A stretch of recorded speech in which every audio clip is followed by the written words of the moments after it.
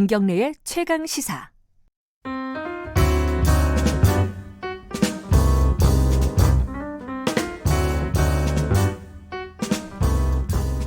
더 나은 미래를 위해 오늘의 정책을 고민하는 시간, 김기식의 정책 이야기 식스센스.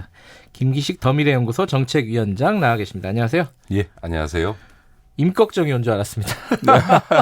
수염이 엄청 이렇게 풍성하게 자라시는군요. 아, 제가 이게 추석 때 이 수염을 안 깎았더니 추석 편해서 그냥 뒀더니 이게 그 수염을 기른 게 아니고요. 그냥 잠시 안 깎고 있을 뿐입니다. 진짜 비주얼은 임꺽정이에요. 수염이 제가 좀 빨리 자랍니다. 한번 저기 유튜브에서 한번 확인해 보세요. 깜짝 놀라실 겁니다. 오늘 좀 민감한 얘기를 갖고 오셨어요. 더군다나 이게 본인의 얘기일 수도 있지 않습니까? 그죠? 예전에 386이라고 불렀던 지금은 586이 된 요 논란이 요새 최근에 있습니다. 요 얘기를 굳이 갖고 오신 이유가 불편하실 텐데. 아니 제가 얘기를 하자고 한 게 아니라 우리 이 PD께서 이 얘기 좀 하자고 하셔서. 그러니까 지금 논란을 간단하게 얘기하면은 예전에 이제 뭐 사회 변혁이라든가 이런 것들 위해서 쌓았던 386들이 이 우리 사회에 지금 현재 기득권이 돼서 그 기득권을 놓고 안 놓치려고 지금 어떤 불법, 편법 이런 것들을 쓰고 있다. 그래서 젊은 세대들이 반발하고 있다. 이런 약간 구도예요. 이제 거칠게 얘기하면. 예, 뭐 지금 이제 386 지금 이제 586이라고 하죠. 586 세대에 대한 기득권화 논란은 이제 정치적 의도를 가지고 하는 이제 정치적 공격이 지금은 뭐 그런 성격이 분명하다고 보는데요. 그러나 사회적으로 보면 그렇게 비판받을 거나 지적될 소지들이 있다고 생각합니다. 가장 크게는 소위 586 세대라고 하는 게 우리나라 고도 성장기의 완전 고용의 마지막 세대인 거죠. 그러니까 80년대만 하더라도 대학을 가는 사람이 저희 세대면 고등학교 졸업하고 50%가 안 됐거든요. 그런데도 불구하고 대학을 졸업했든 아니면 고등학교 졸업하고 취업을 했든 대부분 다 취업이 됐던 그러니까 사실상의 완전 고용이 되던 시대인데 바로 10년만 지나서 90년대 대학을 들어간 친구들은 졸업할 때 IMF 경제 위기가 오면서 대학을 졸업했는데도 불구하고 취업을 할 수 없는 이런 상황이 벌어졌으니까 소위 완전 고용이 이루어졌고 정년이 보장됐던 그리고 일자리도 그 당시엔 비정규직이 별로 없었으니까 정규직 일자리를 가졌던 고용에 있어서의 어쨌든 마지막 기득권 세대다라고 사회적으로 분석할 수 있는 부분이 있고요. 또 하나는 사실 50대면 원래 기성세대예요. 그러니까 기득권화 되는 게 당연한 게 사회 모든 분야에서 50대가 되니까 기업체에서는 사장이나 임원되고 뭐 검찰이나 법원에서는 다 간부되고 정치권에서도 이제는 거의 중진 소리 듣고 하니까 50대라고 하는 세대 자체가 어느 사회나 마찬가지지만 모든 사회 각 분야에 있어서 예를 들어서 탑 어떤 경영의 위치에 가게 되니까 아무래도 그의 어떤 기득권적인 측면들이 부각될 수밖에 없지요. 그런데 전 그런 점에서 보면 586 세대가 기성세대화 되면서 이제 나이 연령적으로 되면서 기득권화 됐다라고 하는 부분들은 연령적으로도 그렇고 아까도 말씀드렸던 것처럼 고도 성장기의 마지막 완전 고용 세대로서의 어떤 기득권이 있다고 봐야 되는데 최근에 제기되는 거는 그런 어떤 사회적 맥락보다는 정치적인 차원에서 제기된다고 봐야죠. 그거는 좀 거기에 대해서는 아마 반대하는 생각을 갖고 계신 분들도 있을 텐데 그거 좀 설명을 해주세요. 왜 이게 정치적인 어떤 논란이고 공격이냐? 사실은 이제 그 586 세대 안에서도 그냥 평범하게 직장 다니면서 생활하고 물론 그렇죠. 또 소시민으로 살아가고 있는 분들 또 이미 50대 세대만 제 친구만 해도 벌써 한 3분의 1은 직장에서 다 은퇴해서 제2의 삶을 살아야 되는 등인데 대체로 586 세대라고 할 때 그 세대 전체라기보다는 586 세대 중에서 학생운동을 하고 특히 학생회 전대협의 간부 생활을 했던 사람들 중에서 정치권에 들어와 있는 사람들에 대한 비판을 하기 위해서 사실은 보수 언론에서 동원했다고 봐야 되는데 저는 사실은 다 같은 세대여서 80년대 학생운동이라는 게 워낙 대중적으로 이루어졌거든요. 그런데 이제 그때 학생운동에 참여하지 않고 이른바 고시 공부하고 사회의 소위 개인의 영달을 위해서 생활했던 이런 사람들이 일종의 386 586 이 예. 운동했던 사람들에 대한 약간의 좀 도덕적 일종의 그 부채감이랄까 이런 것들 눌려 있는 이런 측면들이 있거든요. 그래서 사실은 보수 진영에서 지난 몇십 년 동안 민주화 운동 과정에 참여하지 못했던 자신들의 이런 어떤 역사적인 어떤 그 한계 이런 부분들에 네. 대해 일종의 좀 분풀이를 하는 심정도 저는 좀 있다고 보여지고 무엇보다 지금 현 정부도 마찬가지고 지금 민주당도 그렇고 집권 세력의 주축이 소위 586 정치인들 네. 아닙니까? 그러다 보니까 이 정부를 공격하기 위한 어쨌든 수단으로서 일종의 이 586 기득권화라고 하는 문제들을 들고 나오고 있다고 봐야죠. 그러니까 지금 말씀하신 대로 이제 정치적인 어떤 공격, 그 수단일 수도 있는데 이게 또 20, 30대한테 물어보면은 또 이거 아까 처음에 말씀하신 사회 경제적인 좀 분석을 보면은 20, 30대가 가진 이 기득권에 대한 불만들은 꽤 많고 그게 이런 정치적인 공격이라고 해도 이게 먹힌다는 거죠. 그렇습니다. 이미. 네, 네. 그러니까 그런 부분이 두 개가 얽혀 있어갖고 딱 잘라서 나누기가 힘들 것 같아요. 그렇죠. 그러니까 보수 언론이나 일부 예. 야당에서 제기한 586에 대한 공격은 주로 정치적인 의도에 의한 것이지만 20, 30대가 지금 586 세대들을 보면서 기득권 하나 됐다라고 네. 불만을 갖고 또 비판하는 부분은 전 정당한 부분이 있다. 아까도 말씀드렸던 것처럼 586 세대가 고용에 있어서 완전 고용 세대인데 네. 지금 청년들은 고용도 제대로 안 되고 있고 일자리에 들어가면 비정규직이고 이런데 지금 일각에서는 정년 연장을 논의하면서 완전 고용이었던 이 세대들이 자신들의 일자리를 계속 연장시키려고 하는 걸로 보여지니까 당연히 그런 어떤 불만들이 제기될 수밖에 없고요. 또 하나는 우리 사회의 일종의 세대적 정치 현상이 있습니다. 그러니까 예를 들어서 지금 참여정부 때요. 노무현 대통령이 50대 중반에 그 대통령이 되시다 보니까 청와대 행정관이 20대에도 나오고 비서관이 30대였고 40대 수석이었고 네. 이랬거든요. 근데 지금 이제 문재인 대통령이 60대 중반의 대통령이 되시니까 지금 50대 초반이 청와대에서 행정관을 하고 있는 거죠. 그러니까 네. 그다음에 50대, 60대들이 지금 이제 장관이나 수석들을 하고 있는 셈이니까 전체적으로 보면 과거 참여정부 10년 전보다도 오히려 세대적으로는 정체되고 있는 현상들이 발생하고 있는 거고 그것들이 정치라고 하는 것이 주는 큰 힘이라는 게 그 정치적 영역에서 발생하는 그런 현상들이 사회 전체적으로 파급되는 효과들을 갖고 있거든요. 그런 점에서 보면 밑에 세대들한테로 보면 우리에게는 그 기회가 주어지지 않고 있다라고 하는 이런 네. 어떤 세대적 불만이 쌓일 수밖에 없는 거죠. 그래서 그런 점에서 보면 서구 사회를 보면 뭐 30대, 40대가 사회 주역으로 쭉쭉쭉쭉 성장하고 있는데 우리 사회 전체적으로 세대적 정치 현상이라고 하는 것이 이런 어떤 젊은 층에 있어서 그 586의 어떤 기득권화에 대한 비판적 여론이 조금 더 형성될 수 있는 조건이 아닌가 싶습니다.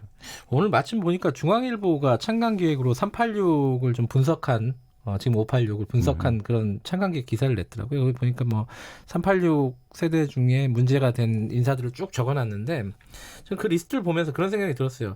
아니 그럼 그 윗세대를 분석 리스트를 하면은 아마 신문 지면이 모자랄 텐데 네. 이게 좀 맞는 균형에 맞는 분석인가 뭐 아까 말씀하신 정치적인 공격 뭐 네. 그런 차원에서 보긴 했는데 저는 좀 아까 말한 분풀이라고 하셨잖아요. 네. 저는 저 이제 90년대 학번이니까 80년대 학번들이 사실 좀 약간 얄밉긴 했었어요. 약간의 선민의식들이 있더라고요. 네네. 이 사회를 우리가 민주화시켰다, 만들었다라는 약간 자부심 좋게 말하면 네네.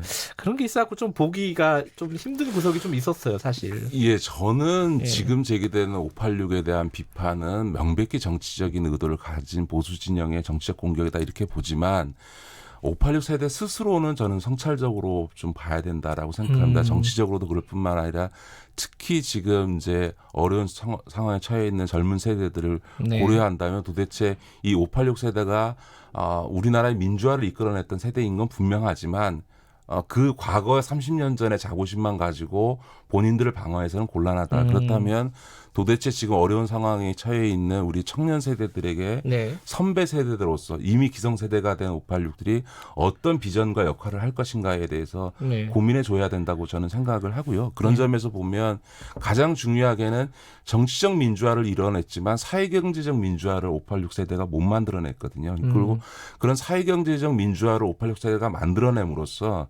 지금 고용에 있어서나 여러 가지 점에서 어려움을 겪고 있는 청년 세대들이 먹고 살 수 있는 길을 열어줘야만 586 세대가 그나마 역사적으로 평가받게 될 거다. 그러지 않고 지금의 이제 본인들이 누리고 네. 있는 것을 그냥 누리고 끝낸다면 진짜 마지막 기득권 세대가 되는 그런 상황이 갈 것 같고요. 또 하나는 세대가 정치 현상이 발생하고 있다고 말씀드리지 네. 않았습니까? 그래서 저는 586 세대가 우리 사회 전체적인 세대 교체의 어떤 가구 역할을 좀 해줘야 된다라고 저는 보여집니다. 그래서 젊은 이들에게 기회가 주어지려면 정치적 자원이든 사회적 자원이라는 건 제한돼 있잖아요. 네. 누군가 비켜줘야만 그 사회적 정치적 아하. 자원을 다음 세대가 활용할 수 있는 거거든요.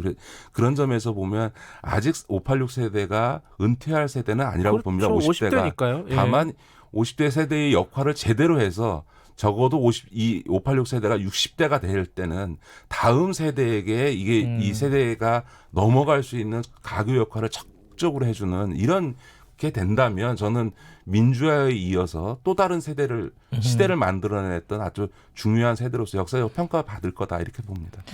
자부심뿐만 아니라 책임감도 있어야 된다. 그럼요. 이렇게 말씀을 이해를 하면 될 것 같아요.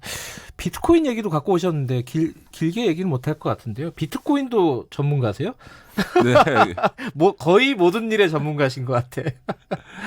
예, 최근에 이제 그 국제 그 회계기준위원회에서 비트코인은 이제 화폐도 아니고 금융자산도 아니다 이렇게 해석을 해서 비트코인이 10% 이상 폭락하는 그것 때문에 떨어진 건가요? 그것 때문에 이제 폭락을 하게 된 건데 사실 이건 너무 당연한 게 일각에서 무슨 비트코인 얘기가 나오니까 이게 이제 이 가상화폐가 앞으로 화폐를 대체할 거다. 그러니까 미래의 화폐라고 많이들 얘기하잖아요. 근데 그거는 예. 있을 수가 없는 게요. 그런가요? 화폐라고 하는 거는 이제 교환 가치로서 지금 이제 각국의 중앙 정부가 그 화폐를 발행하는 거 아니겠습니까? 근데 이제 이 화폐가 갖는 가장 중요한 기능 중에 하나는 교환 가치로서의 기능이 제일 중심입니다만 안정성이 제일 중요한 거거든요. 그러니까 예를 들어서 경제가 위기가 오면 제일 먼저 나타나는 현상이 뭐냐면 환율이 움직이지 않습니까? 환율이 폭락하거나 폭등하는. 그런 이제 그 화폐의 가치가 상대적으로 어떻게 비교되어지느냐에 의해서 환율이 움직여지는 건데 예를 들어서 가상화폐 같은 경우 경제적으로 자기가 가상화폐로 물건을 팔고 한 3천만 원어치 가상화폐를 받았어요. 예. 그런데 갑자기 하루아침에 이게 1,500만 원짜리가 돼버린다고 하면 경제 위기 상황이 왔을 때 이 변동성이 너무 급격해져서 오히려 이 가상화폐가 오히려 경제 위기를 심화시키는 결과를 초래하게 되죠. 그렇기 때문에 어떤 국가도 가상화폐를 화폐로 인정할 수 없고 국제적으로도 가상화폐를 화폐로 인정할 수 없게 되는 거죠. 왜냐하면 경제의 불안정성, 시장의 불안정성을 가중시키기 때문에 이 가상화폐에 대해서 화폐로 인정할 수 있는 가능성은 전혀 없다라고 하는 거고요. 더 나아가서 금융자산으로 인정하지 못하는 게 우리 국민들이 많이 하는 금융자산이라는 게 주식이나 채권 이런 거 아닙니까? 근데 이런 주식이나 채권은 그걸 발행하는 기관이 있어요. 회사가 주식을 발행하는 거고 뭐 예를 들어서 뭐 회사나 은행에서 채권을 발행하지 않습니까? 국가도 채권을 발행하고. 근데 그거의 가치를 누가 담보하냐면 그 주식이나 채권을 발행한 회사나 기관이 담보를 해주는 거잖아요. 그러니까 실물이 뒷받침되기 때문에 이 금융자산이 가치가 있는 건데 이 비트코인 같은 가상화폐는 아무런 실물자산을 담보하고 있지 않은 말 그대로 경우에 따라서 완벽히 휴지 조각이 될 수 있는 것이기 때문에 금융자산으로도 인정할 수가 없다라고 하는 겁니다. 그러니까 지금 그런 점에서 보면 이 비트코인이나 가상화폐와 관련해서 이 비실물 자산이 지나치게 지금 투기적인 어떤 대상이 되고 있는 건 심각한 문제라는 거죠. 근데 이게 굉장히 좀 논쟁적인 부분이긴 한데 반대 생각 갖고 있는 사람이 분명히 있잖아요. 오히려 더 안정적이다라고 얘기하는 쪽도 있고 한데 근데 실제로 현실에서 보면은 이 비트코인이나 이런 가상화폐로 월급을 준다거나 아니면 그걸로 물건을 살 수 있게 하는 그런 어떤 가게들이나 이런 네네. 것들이 생기고 있어요. 네네네. 이 현상은 어떻게 봐야 돼요? 그러면? 아니 제한적으로는 비트코인이 의미가 있을 수 있습니다. 제한적으로. 네네. 예. 원래 이 비트코인이라고 하는 것이 블록체인하고 굉장히 연관이 돼 있는 건데 이제 블록체인이라는 건 뭐냐면 중앙화된 전산 시스템에 의하지 않고 분산되어 있는 전산적 기기들이 네트워킹되어 있는 조건에서 예. 이게 이제 안정성을 담보한다라고 하는데 그렇게 불특정 다수가 이런 네트워크에 참여하려면 뭔가 유인동기가 있어야 되잖아요. 예. 그러니까 참여하는 대가로 이 가상화폐를 그러니까 소위 블록체인의 참여를 유도하기 위해서 가상화폐를 발행한 건데 문제는 이게 본말에 전도가 돼가지고 네. 이게 가상화폐 자체가 투기의 대상이 되면서 이제 문제가 된 건데요. 이 가상화폐라는 것도 두 가지가 있습니다. 폐쇄형이 있고 공개형이 있는 건데 옛날에 싸이월드라는 그 인터넷 커뮤니티 사이트에서 도토리를 예, 발행한 적이 있습니다. 유명했죠. 그게 그 예. 안에서는 예. 일종의 화폐와 같은 기능을 하는 거거든요. 그러니까 예. 지금 앞서 김경래 기자가 비유하셨던 것처럼 어떤 폐쇄적인 그러니까 회원제로 운영되는 곳에서 가상화폐를 발행하고 그걸 화폐처럼 사용하게 하는 건 전혀 문제가 되지 않는 거죠. 이 부분은 아마 비트코인에서 또 무슨 사건이 벌어지겠죠. 네네. 그때 한번 또 계기를 잡아가지고 좀 자세히 나눠볼 필요가 있을 것 같습니다. 이 약간 그러니까 지금 김기식 위원장께서는 말하자면 굳이 따지자면 보수적인 시각을 갖고 계신 거잖아요. 비트코인에 대해서. 그 비트코인을 투기의 대상으로 보시고 투자하시는 분들에 대해서는 저는 정말 말리고 싶고요. 그래요? 그러니까 이 비트코인과 같은 가상화폐라고 하는 거는 아직은 불안정 상태에 있고 제한적으로 유의미하게 사용될 수는 있겠습니다만 이게 투기의 대상이 되는 것은 매우 위험하다. 이게 비트코인은 말 그대로 비트코인이나 가상화폐는 말 그대로 어느 순간 완벽히 휴지가 될 수 있다라는 점을 우리 청취자들께서 좀 유념하셨으면 좋겠습니다. 네, 투자에 신중을 기해 주시기 바라겠습니다. 자, 오늘 말씀 여기까지 듣겠습니다. 고맙습니다. 네, 고맙습니다. 김기식 더미래연구소 정책위원장이었고요. 김경래의 최강시사 듣고 계신 지금 시각은 8시 47분입니다.